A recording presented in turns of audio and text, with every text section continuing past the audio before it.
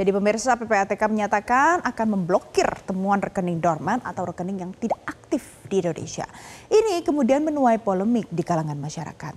Memangnya tujuannya apa? Mengapa dalam kurun waktu 3-12 bulan tidak aktif akan diblokir? Kita akan ulas hari ini dalam segmen At Large.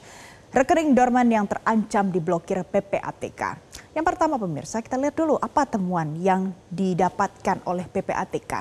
Jadi dalam kurun waktu sebenarnya 10 tahun mundur dari tahun ini pemirsa, ada nominal yang cukup fantastis, 428,61 miliar rupiah. Ini ditemukan oleh PPATK ada di dalam 140.000 lebih rekening yang sudah tidak aktif atau yang dikategorikan sebagai rekening dorman. Inilah yang nanti akan diblokir oleh PPATK, tidak bisa melakukan transaksi lagi, tapi uangnya tidak kemana-mana. Tapi nanti ada proses selanjutnya kalau seandainya rekening dorman diblokir dan untuk mengklaim kembali dana tersebut ada proses yang harus dilakukan. Nah, tapi apa sebenarnya rekening dorman ini?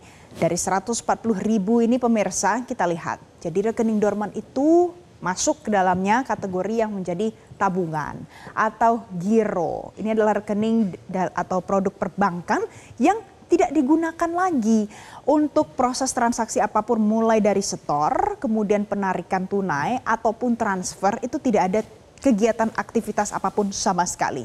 Dan kurun waktu yang ditetapkan oleh PPATK itu adalah selama 3-12 bulan.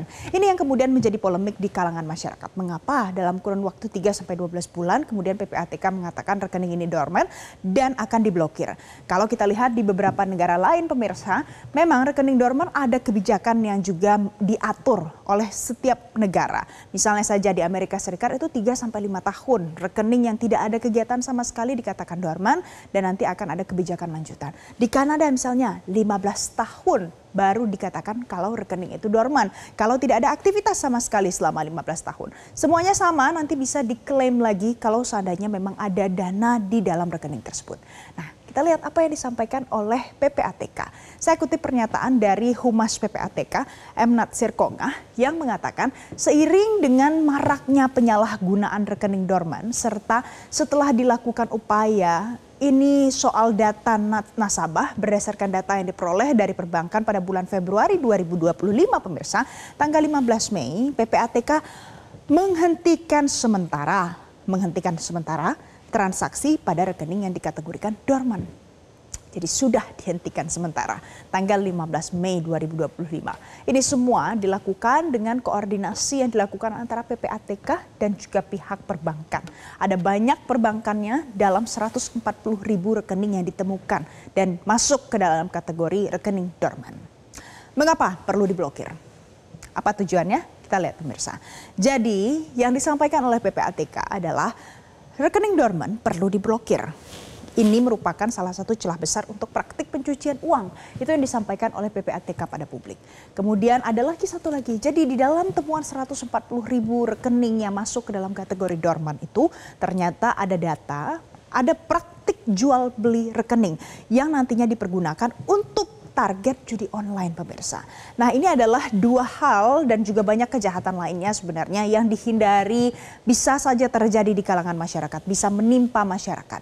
Mulai dari judi online, cuci uang itu dihindari oleh PPATK. Dan kurun waktu yang ditetapkan adalah rekening dorman itu 3-12 bulan alias 1 tahun maksimal.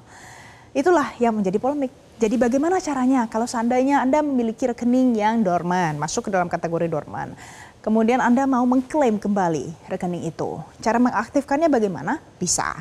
Jadi yang pertama adalah mengajukan keberatan dengan mengisi formulir. Formulir ini sebenarnya disampaikan oleh PPATK secara online, bisa diisi. Kemudian nanti akan dilakukan review atau pendalaman. Pendalaman ini melibatkan PPATK dan juga pihak perbankan tempat Anda membuka rekening itu. Kemudian proses kerjanya minimal pemirsa itu katanya 5 hari kerja. Bisa sampai 15 hari kerja. Tapi ini tergantung dengan kelengkapan data nasabah yang sudah disiapkan. Dan ini pemirsa bukanlah sesuatu yang melanggar hukum. Ada landasan hukumnya.